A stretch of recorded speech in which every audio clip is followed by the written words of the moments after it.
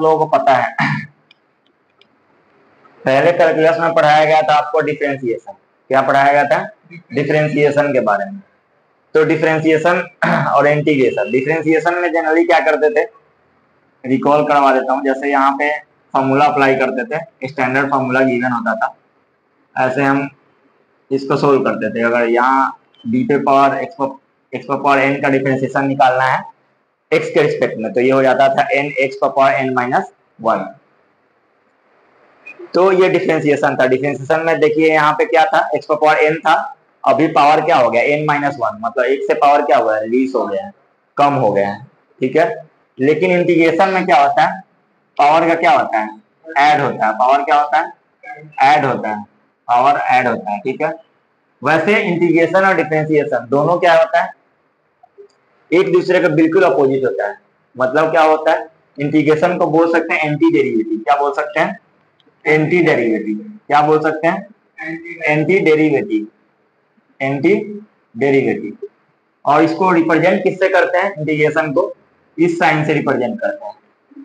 अब इस इंटीग्रेशन में जो यहाँ पे लिखा जाता है, जिसको इंटीग्रेट करना है, जैसे मान लो यहाँ एक्स को इंटीग्रेट करना है, इसको बोला जाता है इंटीग्रैंड। इसको क्या बोला जाता है, इंटीग्रैंड। इसको क्या बोला जाता है, इंटीग्रैंड। और इंटीग्रेशन को प्रिमिटिव भी बोला जाता है। क्या बोला जाता है, प्रिमिटिव। मतलब क्या होगा, इंटीग्रेशन जो है वो क्या है, एंटी डेरिवेटिव होता है। क्या होता है, एंटी डेरिवेटिव होता है।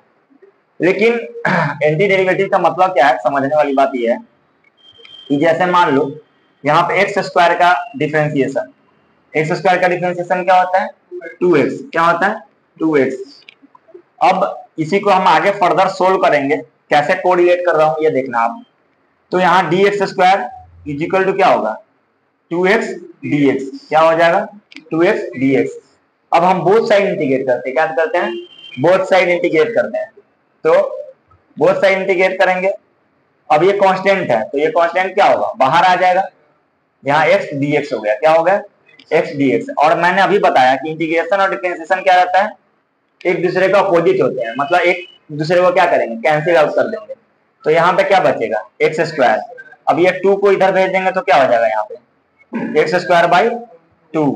ये क्या हो जाएगा, एक्स dx। तो ये क्या हुआ, ये इंटीग्रेशन आ गया। क्या आ गया, ये इंटीग्रेशन आ गया। तो इस तरह से इसको क्या बोला जाएगा, anti derivative. Anti derivative, integration is nothing but anti derivative. क्या है, एंटी डेरिवेटिव। लेकिन ये डेरिवेटिव से थोड़ा अलग होता है। क्या होता है, अलग होता है।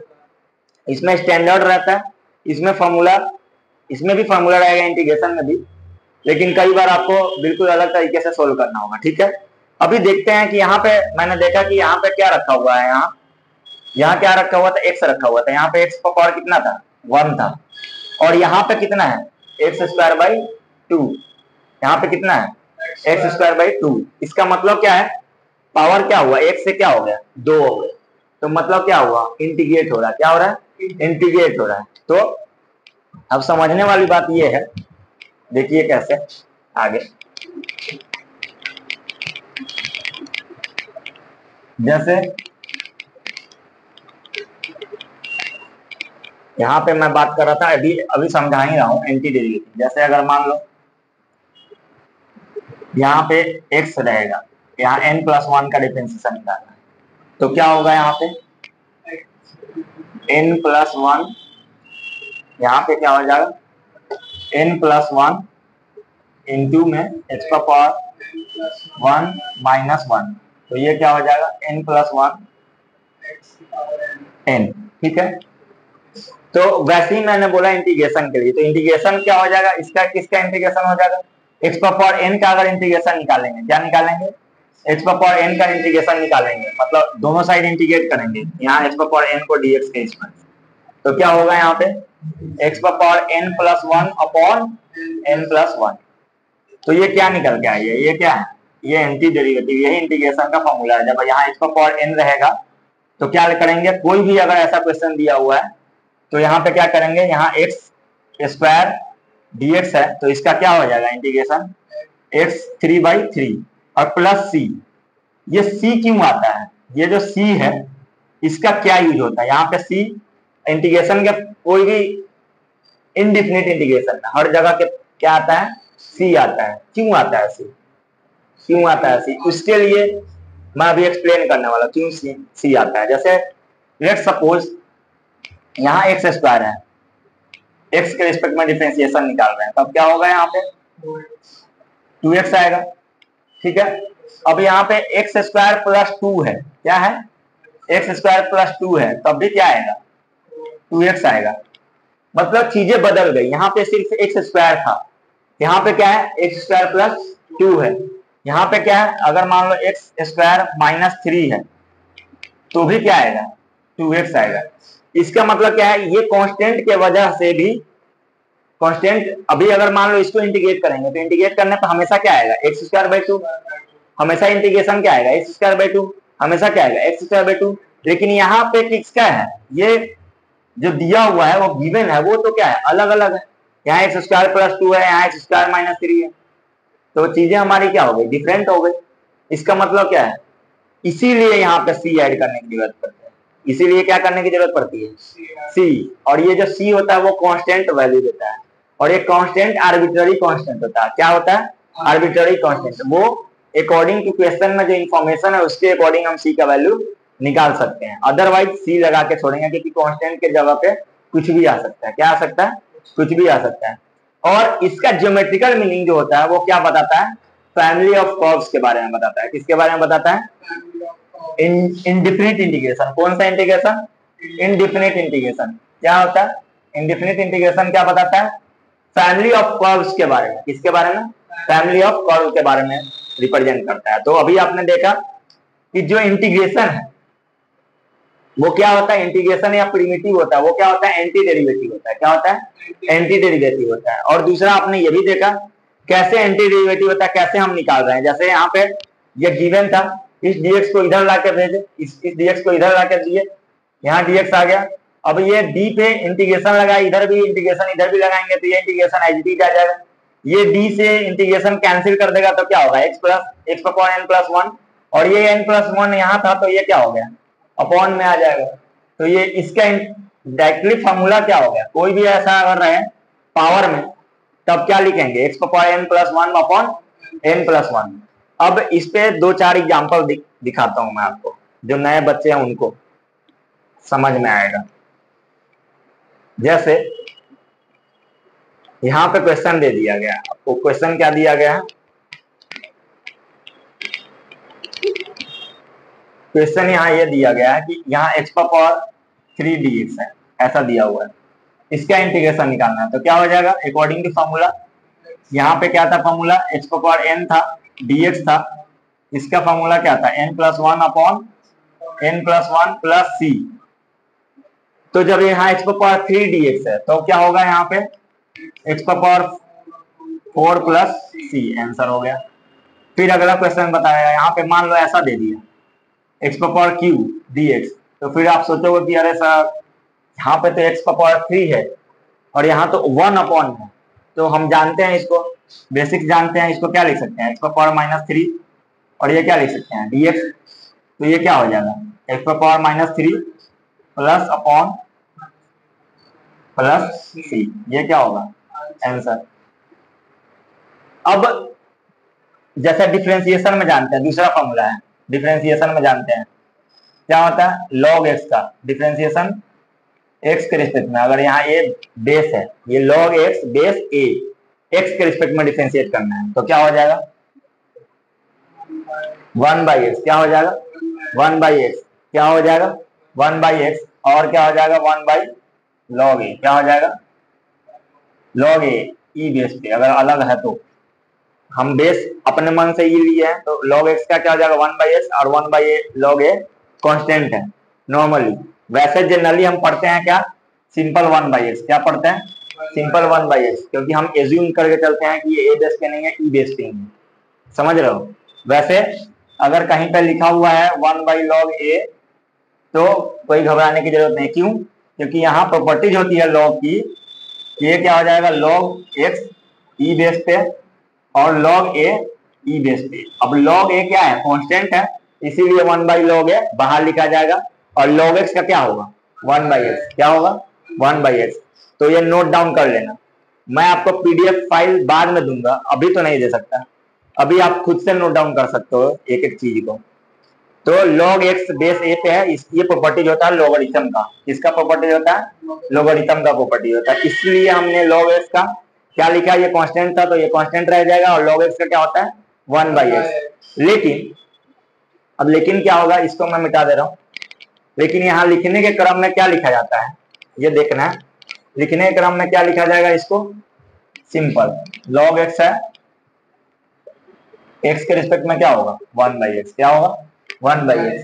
तो इसका मतलब क्या है, जब इसको हम इधर भेजेंगे, क्या भेजेंगे 1/x dx, और फिर से क्या करेंगे डिफरेंशिएट करेंगे, सॉरी इंटीग्रेट करेंगे। क्या करेंगे इंटीग्रेट करेंगे, तो ये क्या हो जाएगा log x plus c is equal to क्या हो जाएगा इंटीग्रेशन ऑफ 1/x dx। इसका मतलब क्या होगा, ये भी स्टैंडर्ड फॉर्म हो गया। क्या हो गया, ये भी स्टैंडर्ड फॉर्म है, ये भी क्या है स्टैंडर्ड फॉर्म है।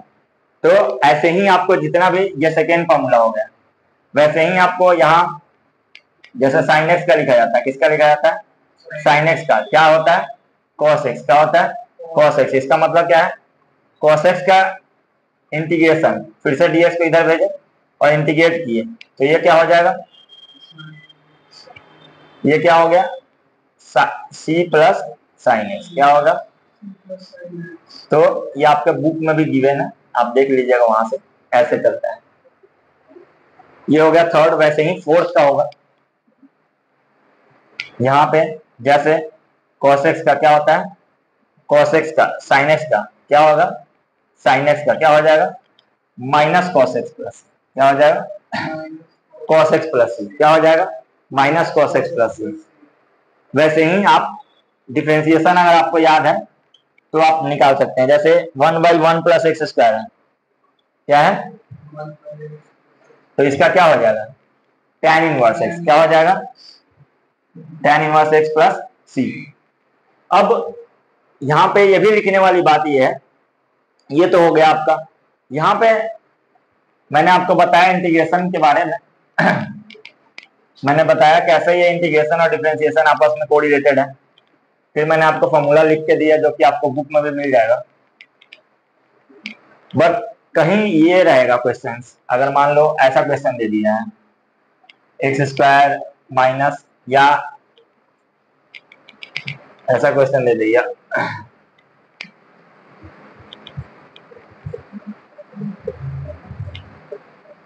दो फंक्शन का प्लस माइनस करके dx दिया हुआ है जैसे, तो इसको क्या करेंगे अलग अलग हम क्या करेंगे fx dx plus minus gx dx, ठीक है। ये हो गया अलजेब्रिक कैलकुलेशन हो गया फर्स्ट में। ये सेकेंड में क्या है, अगर मान लो यहाँ पे k में रहे f ऑफ x dx, तो हम क्या करेंगे k को बाहर कांस्टेंट को, यहाँ क्या हो जाएगा f ऑफ x dx। ये ऐसा सोल्व किया जाता है, ठीक है ना।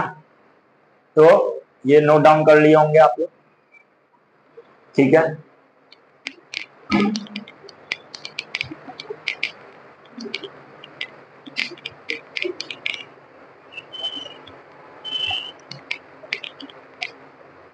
अब समझने वाली बात क्या है जैसे ये है, अब एक क्वेश्चन ट्राई करते हैं पहले, जो मैंने बताया उसी पे रिलेटेड है।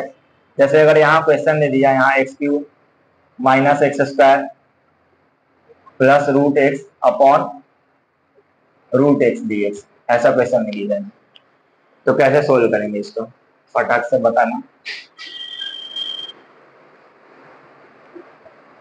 कौन कर, अब जैसे इसको सोल्व करते हैं, इसमें क्या करना है, जब भी इस तरह का क्वेश्चन आंसर है तो इसको अलग अलग करना है। अलग अलग करने का मतलब क्या है, यहाँ रूट एक्स को कैसे चेंज कर देना है एक्स का पावर हाफ, और ये dx हो गया minus x square by x का पावर हाफ, ये फिर से क्या हो गया dx हो गया, और यहाँ पे क्या हो गया प्लस अंडर रूट एक्स और अंडर रूट एक्स dx, ये क्या हो गया कैंसिल हो गया।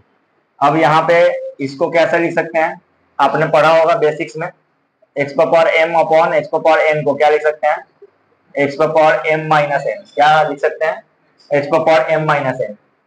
तो इसके अकॉर्डिंग हम क्या लिख सकते हैं, यहाँ पे इस वाले को बदल के क्या लिख सकते हैं, integration of x power 3 minus half, और ये क्या हो गया dx, माइनस यहाँ पे क्या लिख सकते हैं, एक्स पावर 2 माइनस हाफ, ये क्या हो गया dx, और यहाँ पे क्या हो गया सिंपल dx, तो ये क्या हो जाएगा, ये कैंसिल हो जाएगा, तो यहाँ पे क्या हो जाएगा x, और यहाँ प्लस c जोड़ देते हैं, यहाँ क्या हो गया x power 2 minus half plus 1, 2 minus half plus 1, x power 3 minus half plus 1, 3 minus half plus 1। अब ये 1 माइनस हाफ क्या हो जाएगा, हाफ हो जाएगा, 3 प्लस हाफ मतलब क्या हो जाएगा 7/2, क्या हो जाएगा 7/2, क्या हो जाएगा, हाँ 7/2, क्या हो जाएगा 7/2 अपॉन क्या हो जाएगा 7/2, तो ऊपर चला जाएगा ये 7/2, तो ये 2 ऊपर जाएगा तो क्या हो जाएगा 2/7, क्या हो जाएगा 2/7। वैसे ही यहाँ पे निकालेंगे तो क्या हो जाएगा, यहाँ पे 5/2, क्या हो जाएगा 5/2, ठीक है ना, तो ये 5/2 लिख दिए और यहाँ 2/5 हो जाएगा, बस इस तरह से हम सोल्व कर लिए, ये आंसर है, प्लस सी आएगा, प्लस एक्स प्लस सी। तो कभी भी इस तरह का क्वेश्चन आए तो आपको चिंता करने की जरूरत नहीं। अभी आगे का फर्दर देखते हैं कितने टाइप से इंटीग्रेशन को सोल्व किया जाता है। ये तो पहला था आपका। अब मान लो किसी को शिकायत हो कि मैं जल्दी मिटा दे रहा हूँ, कोई बात नहीं, आप वहां पे पॉज करके देख सकते हैं वीडियो। अभी क्या हुआ, कितने तरीके से सोल्व कर सकते हैं। पहला तो मैंने आपको नॉर्मली बताया था, दूसरा यहाँ पे ये बताया था कि अगर मान लो यहाँ पे एफ और यहाँ ए स्मॉल एक्स है dx है, तो इसका इंटीग्रेशन क्या होगा एफ एक्स प्लस सी, क्या होगा। लेकिन अगर ऐसा कहीं दिया हुआ f of a x plus b, इस तरह का कोई फॉर्मेट में रहेगा, तो यहाँ पे क्या होगा f of a x plus b plus c upon a, क्या होगा अपॉन ए, क्या होगा अपॉन ए। कहीं पे भी अगर ऐसा नॉर्मल आ रहा है। अब क्यों ऐसा होता है, क्योंकि हम इसको क्या पुट करते हैं, टी लेट करते हैं, क्या लेट करते हैं, टी लेट करते हैं, टी एक्स प्लस बी को। और यहाँ पे टी लेट करने का मतलब क्या होता है, ये सब्स्टिट्यूट कर रहे हैं, तो D t upon D x निकालते हैं, क्या निकालते हैं D t upon D x. और यहाँ पे भी जब डिफरेंशिएट करेंगे एक्स प्लस बी को किसके रिस्पेक्ट में, एक्स के रिस्पेक्ट में, तो क्या होगा यहाँ पे ए आएगा, क्या आएगा ए आएगा। तो जो डी टी इजिकल टू क्या हो जाएगा ए इंटू डी एक्स, तो ए को इधर भेजेंगे तो क्या हो जाएगा d t upon a equal to d x. तो इसीलिए यहाँ पे क्या होगा, ये अब जो आ गया वो कैसा आ जाएगा एफ ऑफ टी और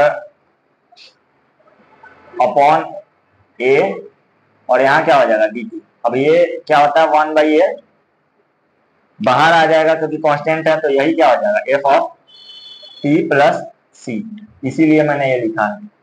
ठीक है, इसको नोट डाउन करना है तो कर सकते हैं। इसके बाद जो आएगा आपका कहीं पे भी अगर मान लो इसे इसका एग्जांपल देता हूं मैं, एग्जांपल क्या है साइन 2x dx, तो इसका क्या हो जाएगा cos minus cos 2x upon 2 plus c. अगर यहां रहता cos 4x प्लस 1 और ये क्या है dx, तो यहाँ पे क्या हो जाएगा cos 4x प्लस 1 का क्या हो जाएगा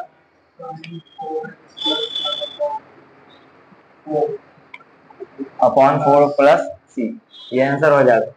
तो इस तरह से ये एग्जाम्पल है इसका, बाकी मैंने एक्सप्लेन कर दिया कि कैसे हो रहा है।